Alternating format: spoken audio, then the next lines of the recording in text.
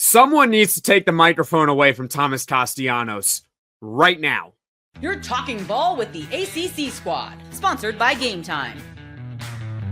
From Florida State to North Carolina, from Syracuse to Miami, and from NC State to California, it's the local experts of the Locked On Podcast Network, bringing you scoops, breakdowns, and the most comprehensive preview of the upcoming ACC weekend.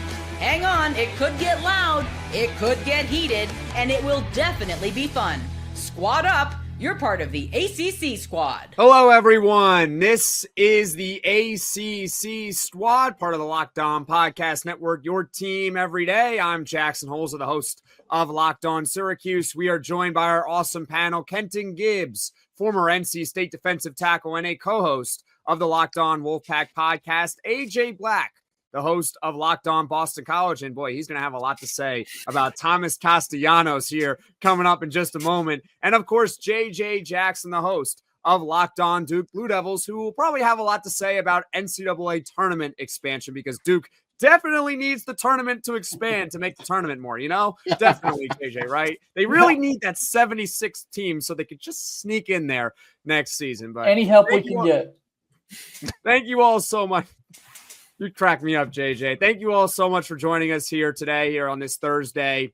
So we got a lot to talk about. Miami, Wisconsin, obviously still in a lawsuit about Xavier Lucas. The NCAA tournament, according to Pete Thamel, might expand within the next few weeks up to 76 teams. And we're going to start this podcast talking about Thomas Castellanos, and he's just running his mouth as the new Florida State starting quarterback. Before we get to everything, this episode is brought to you by Monarch Money. Take control of your finances with Monarch Money. Use code LOCKEDONCollege at monarchmoney.com for 50% off your first year. Have you guys had the chance to hear or read what Thomas Castellanos has been saying in the media recently?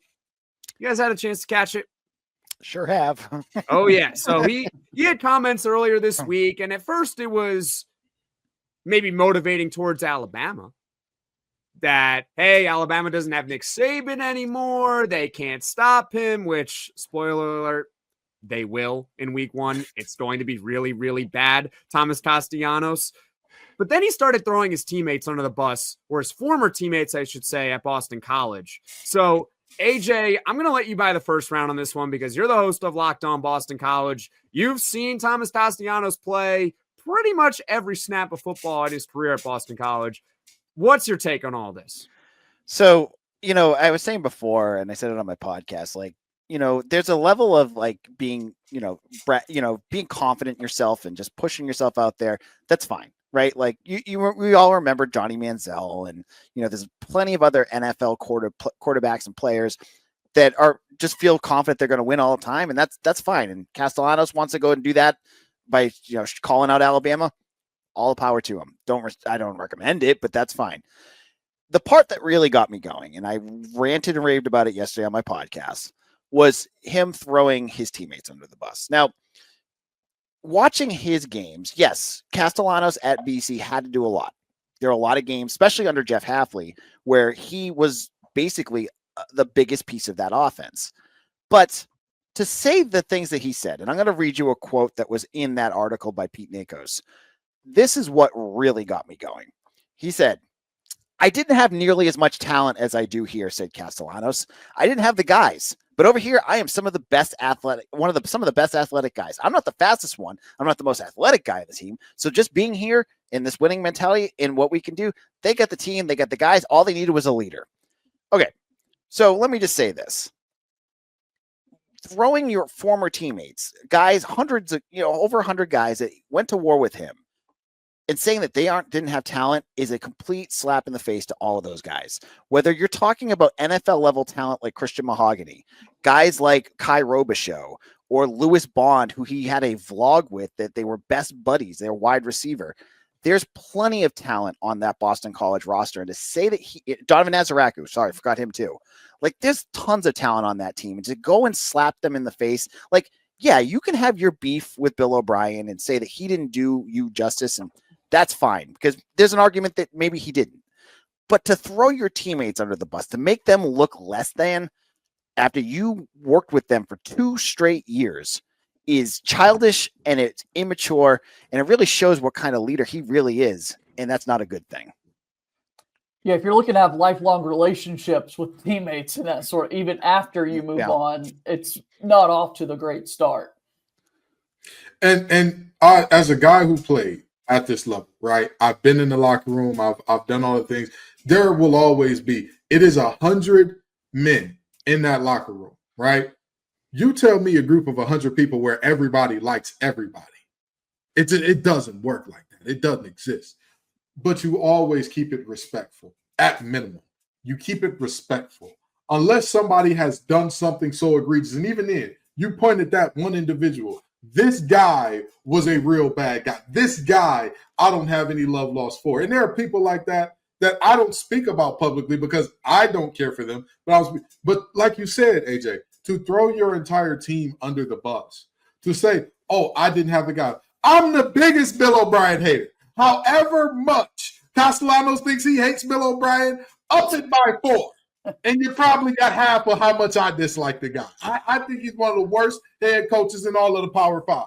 I honestly and truly do. Sorry, AJ, with all due respect. But to throw your teammates under in service of what? What do you gain? That's my biggest question. I could understand if he said there's a different level of athlete at Florida State. That's objectively true. That is objectively true, that we look at the recruiting metrics, we look at all that. It's just a different caliber of athlete. Historically, Florida State to Boston College. That's the facts. But to say, oh, I was running the ACC by my bleeping self. Brother, you didn't run the ACC. You didn't. You didn't tear it up. And again, I'm a huge Castellanos was a huge Castellanos guy because he started to turn into football Kanye, which is really worrying me. Every time he gets in front of a mic, it's just like, please stop. You start off with the no prime time bet, and then you get into, the Bama ain't got Nick Saban. They can't stop me. And then you get into throwing your old teammates under the bus. Dude, why? What do you gain from any of this? I'm fine with confidence. This is cockiness and disrespect of the guys that you fought with, that you bled with, that you conditioned with, that you did everything with. You lifted with them, you ran with them, you ate with them, and now they aren't good enough anymore? Come on, man. That's terrible. He's also just wrong. I'll admit he's wrong. He's got a point, even though it's disrespectful about Florida State having better athletes than Boston College. Nobody's going to sit here and try to tell you differently. That being said, him saying he ran the ACC, just look at the statistics. All you got to do is look at the stats. How about you pull up the QBR ratings in the ACC from 2024? Guess who had the worst QBR in the ACC last season among qualified passers? Thomas Castellanos. Yep. A 38 rating. It grades on a scale of 0 to 100. He was dead last. He didn't run the ACC. This guy isn't good. See, I'm all for the confidence, but there's a level to it. You got to be good. If Lamar Jackson, we talked about this on Monday. Lamar Jackson says that at Louisville. Yeah, nobody is going to stop him. He does run the ACC. Peyton Manning, Tom Brady, if they want to talk trash when they were in the NFL and they're playing, they can. You know why? Because you're not going to be able to do anything about it anyway. You have Thomas Castellanos. Someone needs to get in his ear and be like, do you know how your career ended at Boston College? Do you know how his career ended? I don't want to make everything about Syracuse, but you should go look at how his career ended. He was benched because he could not perform against a bad defense. That's how it ended. And now he's going to go to Florida State, and he's saying, oh, well, now I have the athletes. Now I have the talent. Okay, man. Honestly, he's just painting a bullseye. It's all right there, and this is going to turn into a disaster. So let me just say, too, with the not having the guys, once he was benched, BC played I think it was 4 games, and they were all bowl eligible teams, whether it was UNC, Pitt, SMU, and Nebraska. Grayson James averaged 32 points per game once he came in. He had the guys, he just couldn't use them. It's called revisionist history, what Thomas Castellanos is doing. He's just trying to rewrite what happened from his perspective, but it's totally wrong what the events that took place. And that's the worst part about this. Like Jackson said, if you don't have to revise history, if this is a situation where if he's Cam Newton at Auburn, right, and after they won that national championship for whatever reason, he had to come back and was like, oh yeah, man, I didn't have much. Oh, you got the Panther shirt on too, JJ. Thank you for helping me out there. But I could understand him saying, yeah, I ran the SEC by myself. Hey, nobody else on that offense got drafted. I ain't mad at you, brother. But in this situation, you didn't. I will give him that he was a very exciting player, but like Jackson alluded to earlier this week, he's a social media guy by and large. And again, I still believe in his ability more than most people, but I'm looking at what we've seen from first-year quarterbacks in general. I'm looking at, even with having better talent at Florida State, we don't know what that culture is. You could talk about, we've got a winning culture and winning mentality. Florida State won less games last year than Boston College has in the season since. When's the last time Boston College won less than 3 games? It had to be, the early 2000s or something? It's been a while since they were that bad. And you're saying, this team has a winning mentality as opposed to Boston College did not. I just think it's very disingenuous. And I think that, like Jackson said, big target on your back.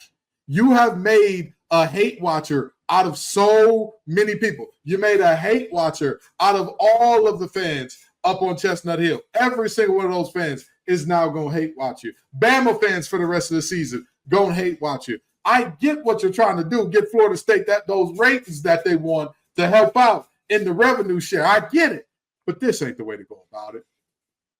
Maybe Florida State is telling them to do this, because the ratings and the hate watch and everyone's going to hate them. So they're going to tune in anyway to watch. Maybe that's why, because of the, hey, it's so egregious to the point where you might have to start thinking about conspiracy theories, because this guy is delusional. He might be the 10th best quarterback in the ACC next season. That's if he actually improves on his career 58% completion percentage. This guy is not very good. You can go ahead and clip it. Best case scenario for Florida State, they make a bowl game, and oh my goodness, Thomas Castellanos, we'll hear him say how he needed more weapons in 6 months. How about that?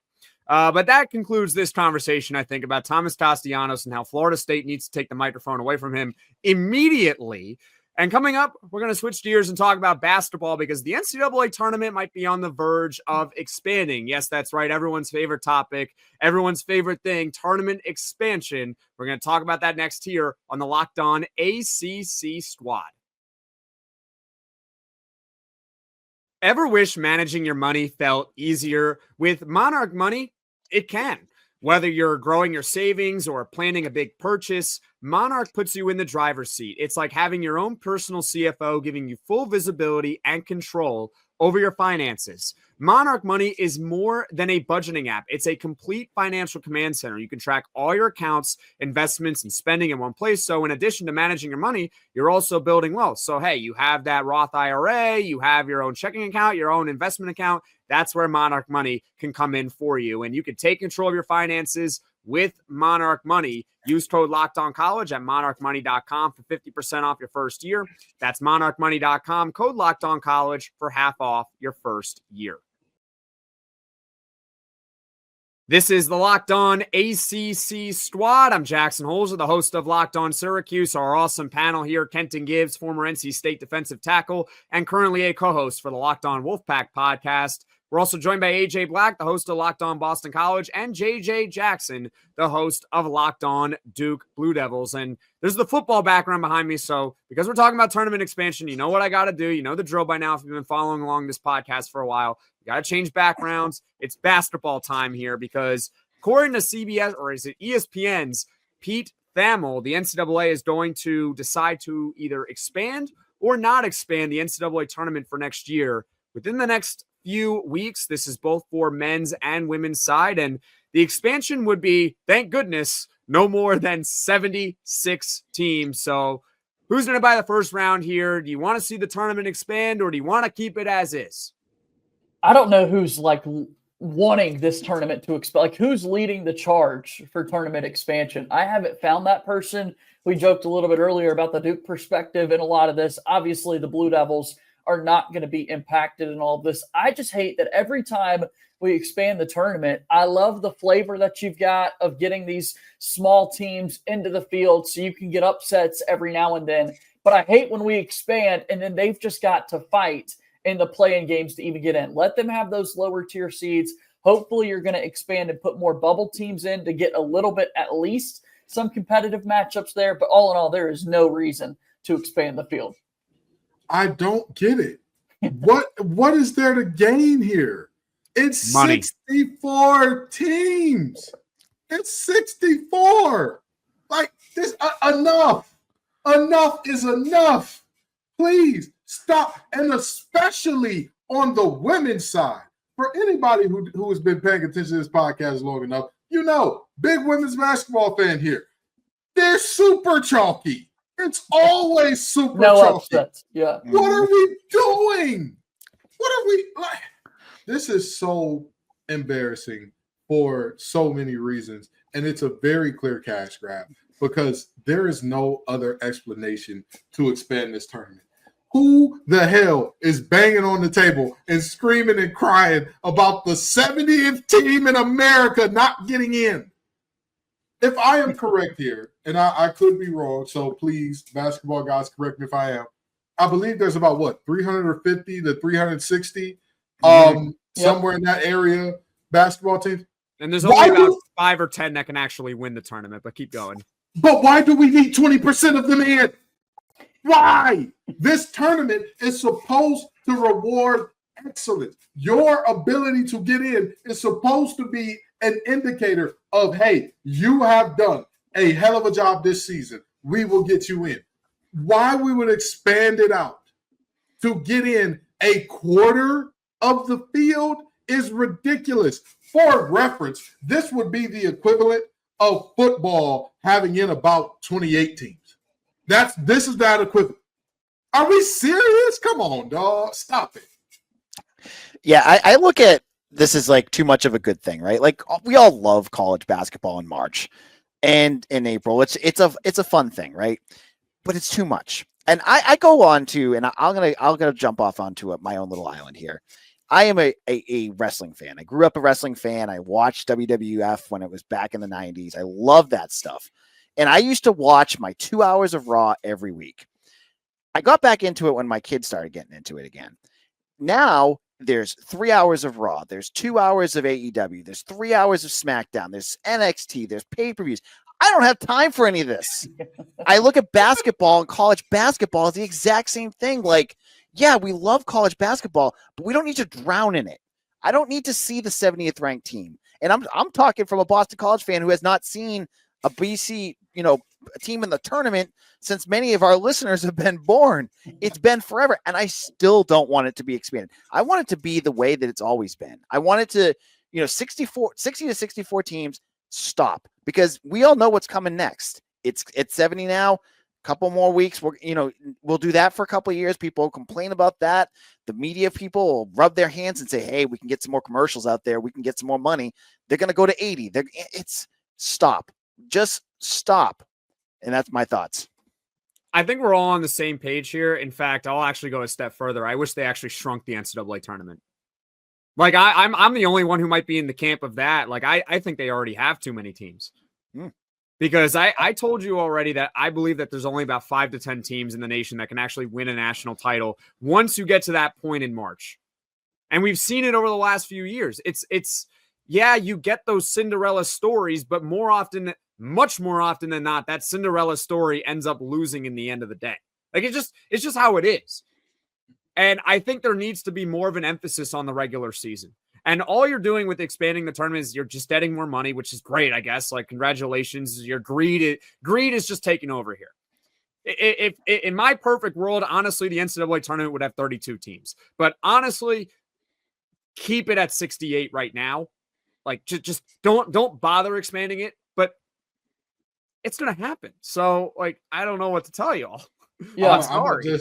I'm gonna just hop on AJ's island for a minute with WWE. I'm gonna tell you, if they put more Jade Cargill and Bianca Belair on there, it ain't got too much of a good thing in that regard. But no, in all seriousness, Jackson, I think you're wilding a little bit, taking it down to 32. I think you're wilding a little bit. You know what? My perfect. How about we all go along here? The perfect NCAA tournament. You ready? 25 at large, and then you take 7 auto conferences. So you get the Power 5 and then 2 more. Stop it. That's what I would do. Stop it. Why do we need that 13 seed in there? Why? Because what are they going to do? They're going to win 2 games and then lose by 30? I'm sorry. Did we not all see UVA lose to UMBC? Yeah, we did. And then what happened in the next round? Does the 16 seed ever have a chance of winning? Ever? Well, not really, but it's so good. Then why are they there? To spoil the 1 seed in 1 game?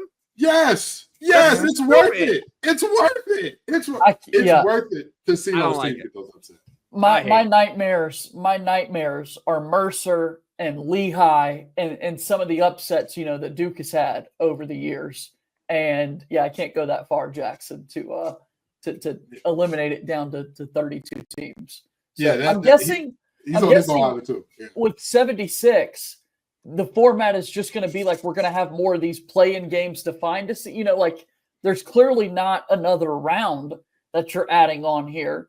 So it's like, goodness gracious, how many play-in games do you want to set your field? Yeah, it's foolishness, man. It really is. And that's the worst thing. That's the most unfortunate thing about this. The reality is a play-in game is a de facto penalty. Like, let's be very honest about that. Where everybody else is at the crib chilling, feet up, got your Normatec on, got your stem and ice, got your whatever you need to get your body right. While they're doing that, you are out on that court banging and grinding. Ohio. Oh Lord, don't send me to Ohio, JJ. Don't send me to Ohio, please. Anywhere but Ohio, So now I got to play an extra game and be around those big old women in Ohio, and you want me to be happy about this? This is foolishness, man. This is foolishness. Listen, at the end of the day, this is yes, absolutely a ploy for more money.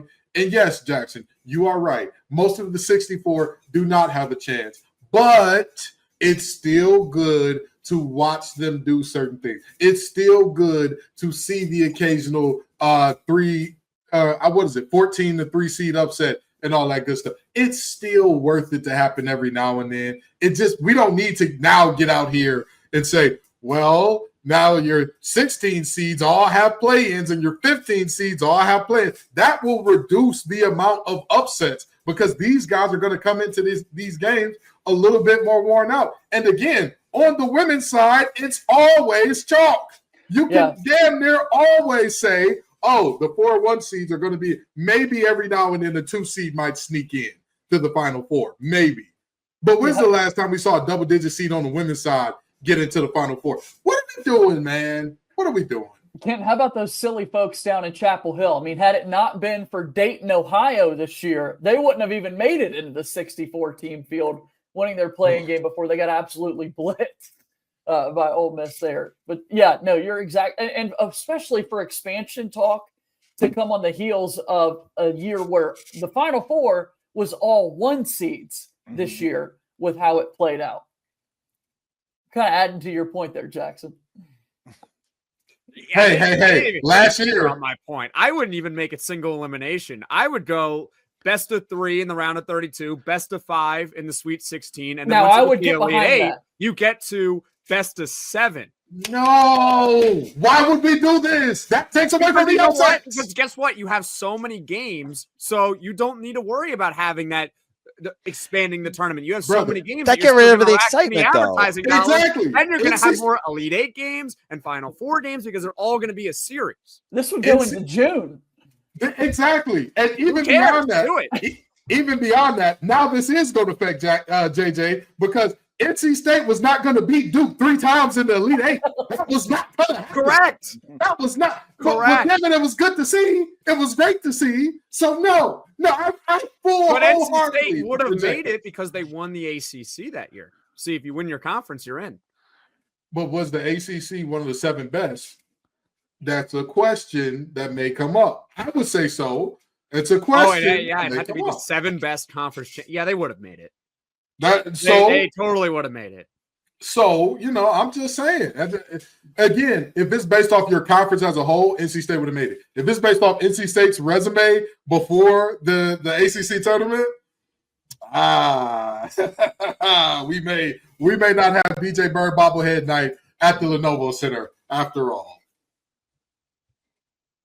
All right. Well, I think we're good talking about basketball here. I think we're all in agreement. We do not want the tournament to expand, but we all know it will expand. And in my perfect world, which will also not happen, the tournament will shrink. We know it won't.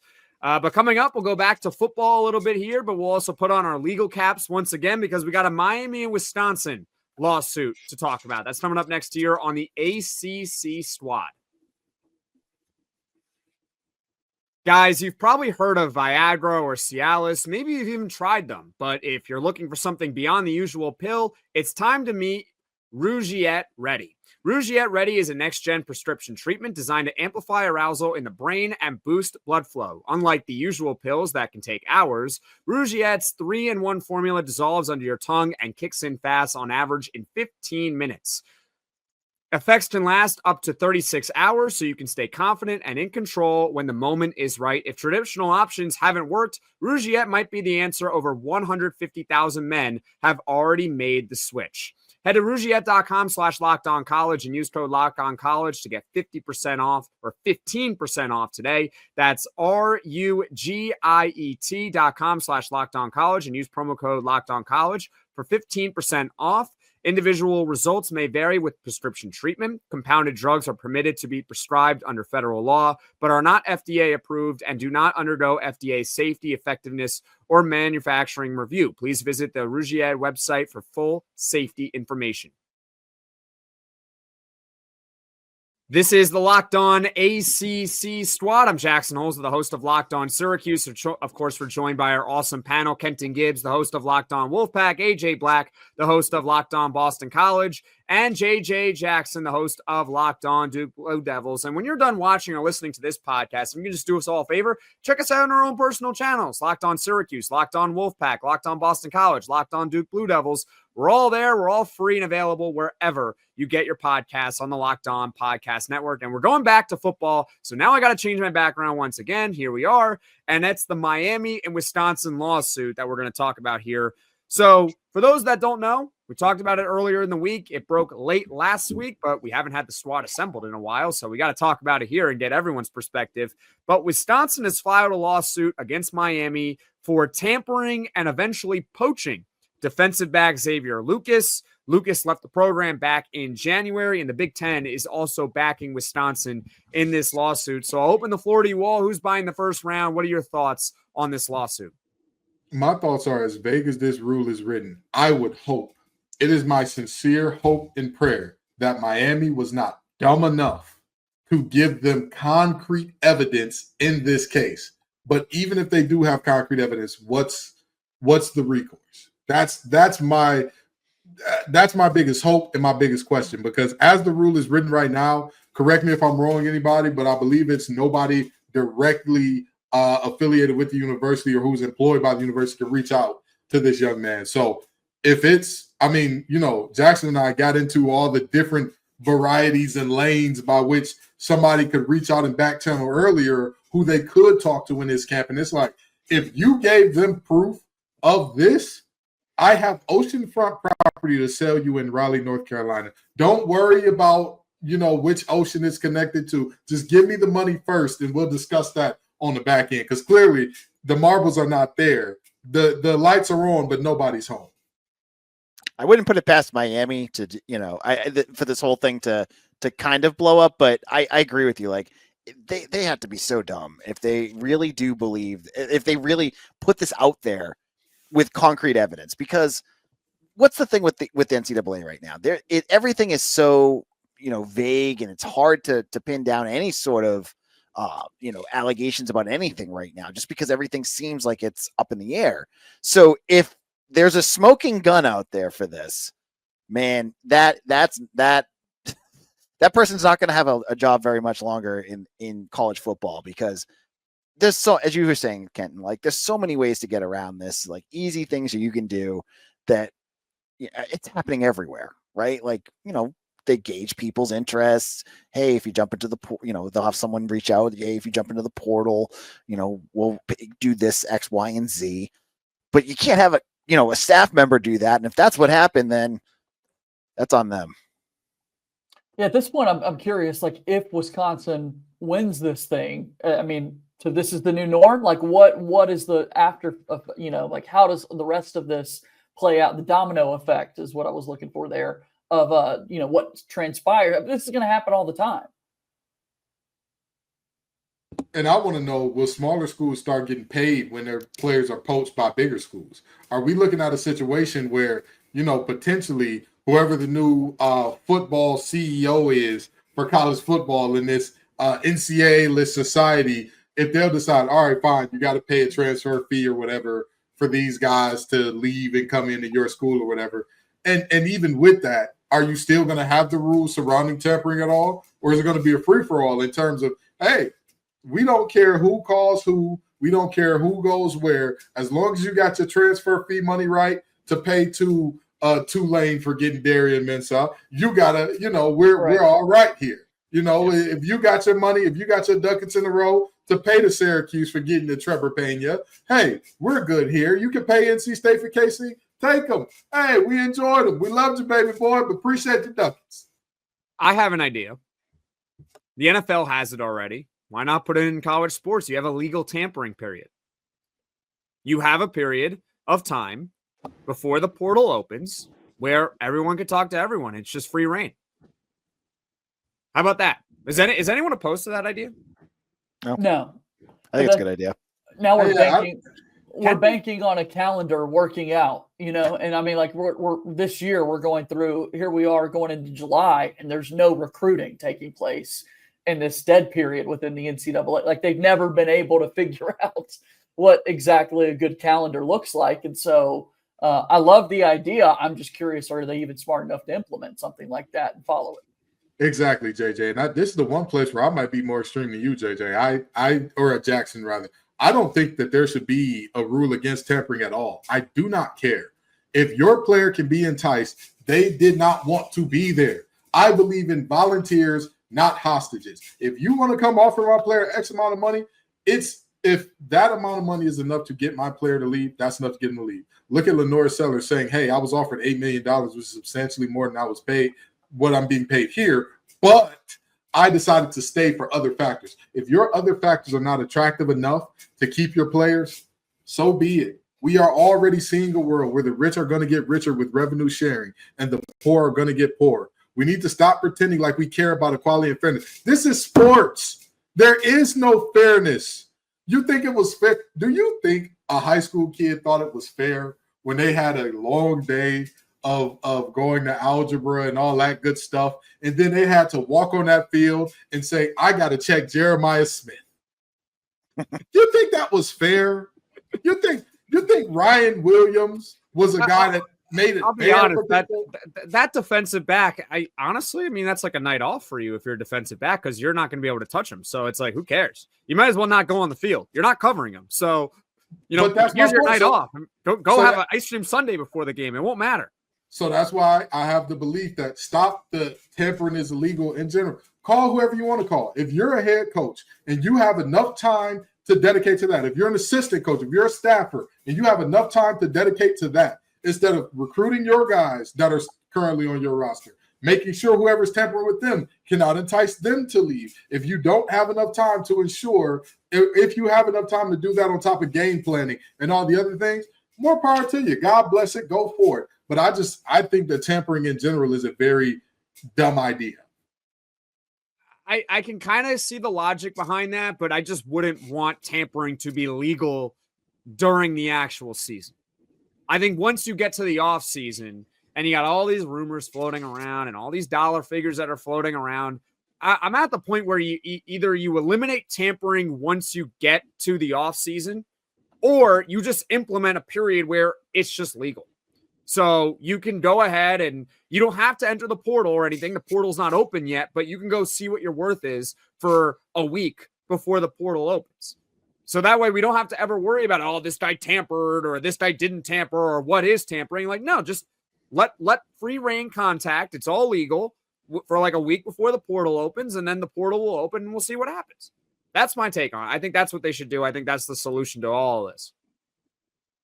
But anyways, this has been the ACC Squad. I'm Jackson Holzer, the host of Locked On Syracuse. Of course, our awesome panel, Kenton Gibbs, the host of Locked On Wolfpack, AJ Black, the host of Locked On Boston College, and JJ Jackson. Thank you all so much for watching. Thank you all so much for listening. If you hit that like button, hit that subscribe button. We'll see you all again soon.